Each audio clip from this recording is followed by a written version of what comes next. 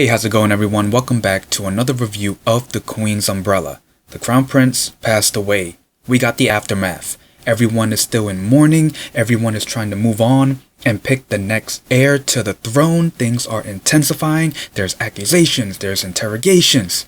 Things are getting crazy, especially towards the end of this episode, so let's not beat around the bush. Let's get to it. The Crown Prince passed away, so the court requested the king to pick the next heir to the throne since his grandson is way too young to take the Crown Prince position.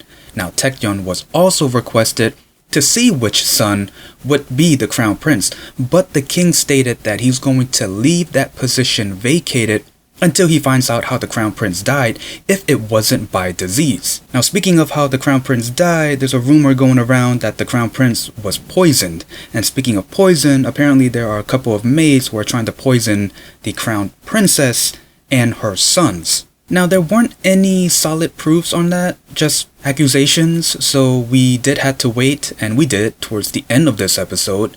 And also there's some accusations that the Crown Princess was being delusional. I'm like, okay. And then we get to the last part of this episode. So the Crown Princess was worried that the food that her son was going to eat, someone's going to poison it. But the queen made sure that the food wasn't poisoned, and she did. She tried it. She was okay. Until she found out that her grandson had holes in him, almost like someone gave him acupuncture, and she saw that the food wasn't poisoned. It was the spoon. And then we see the queen giving her grandson the Heimlich maneuver just to spit out the poison, and then the episode ends there. So Won-hyung was pretty busy in this episode. He was interrogating people after people. He was trying to start the Taekyeon until Consort Hwang told him to stop the interrogation because she pretty much poisoned the Crown Prince. Now that wasn't her intentions. Her intentions was to make the Crown Prince even more sick so he can be exiled. Yeah, we see how that plan went. And also, she pretty much made Physician Kwan do all the dirty work and is afraid that he might rat her out. Now he did stop the interrogation, but the interrogation was brought back after he got noted that the queen was bringing in medicine from outside the palace, thanks to BoGeom's mom telling Minister Yoon.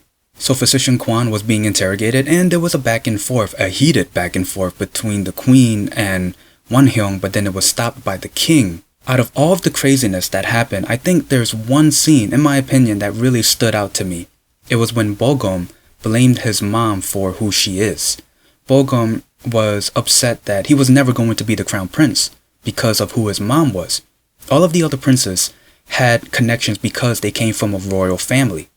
BoGeom's mom was a maid to the queen, so he knows that he's not gonna get any chances of becoming Crown Prince. And this kind of relates to Grandma because back when she was just a concubine, her son was chosen to be the Crown Prince. But for her position, she was just only seen as a woman giving birth to the Crown Prince, not as his mother.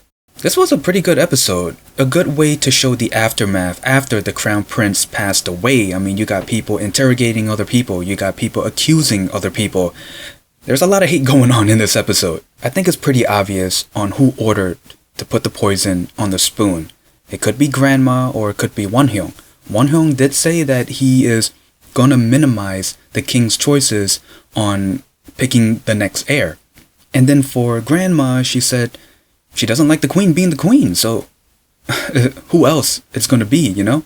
I did like that one scene with BoGeom blaming his mom. Well, I don't like him blaming his mom, but I do like seeing him being conflicted in a situation where he blames his mom for who she was and not having any royalty connections. Because up until now, we have seen the queen and her conflicts. Yeah, she's the main character and her sons too, but showing us other conflicts with the other moms and their sons, it does add more to the storyline. And yeah, that's pretty much the gist of the episode and my review. Is there anything I might have missed? Please leave in the comments below. Other than that, if you like this video, leave a like, comment down below, and subscribe. See ya.